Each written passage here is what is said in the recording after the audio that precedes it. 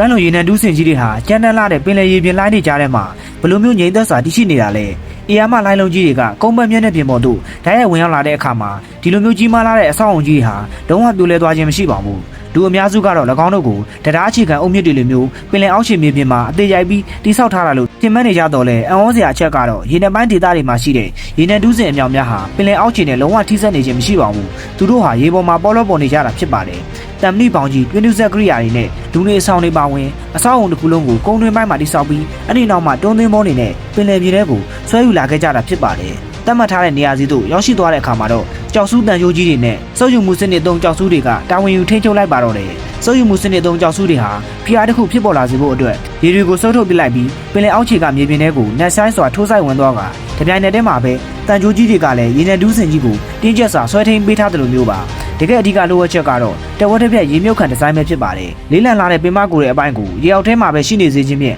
ဒရက်ဆဲအားဗဟိုချက်ကိုနှိမ့်ဆင်းသွားစေတာမျိုးပါ။တိုင်းလုံးကြီးတွေဟာရေပြင်မျက်နှာပြင်အနီးနားသို့အပြင်းထန်ဆုံးရိုက်ခတ်လေးရှိတာကြောင့်အပေါ်ဘက်ကကုန်းဘက်မျက်နှာပြင်ဟာအနှဲငယ်များလှုပ်ရှားသွားနိုင်တော့လေရေအောက်ကအောက်ခြေအပိုင်းကတော့ငြိမ်သက်စွာတည်ရှိနေတာဖြစ်ပါတယ်။၎င်းအပြင်ရေနံတူးစင်ကြီးဟာမြားခြေအနေထားအတိုင်းအမျက်ရှိနေစေဖို့အတွက်ရေချိန်ထိန်းတင်ကားတွေကရေပမာဏကိုလည်းအဆက်မပြတ်ချိန်ကြီးပေးထားရတာမျိုးပါ။ဒါဟာလိုင်းလုံးတွေကိုအခွဲတိုက်ထုတ်နေုံတက်တက်တင်မဟုတ်ပါဘူး။၎င်းဟာငြိမ်သက်စွာရပ်တည်နိုင်ဖို့အတွက်စမတ်ကျလာတဲ့ဒီဇိုင်းပုံစံကြောက်စုချိတ်ဆက်မှုတွေနဲ့ရေချိန်ထိန်းမှုစနစ်တို့ကိုပေါင်းစပ်အသုံးချထားခြင်းပဲဖြစ်ပါတယ်။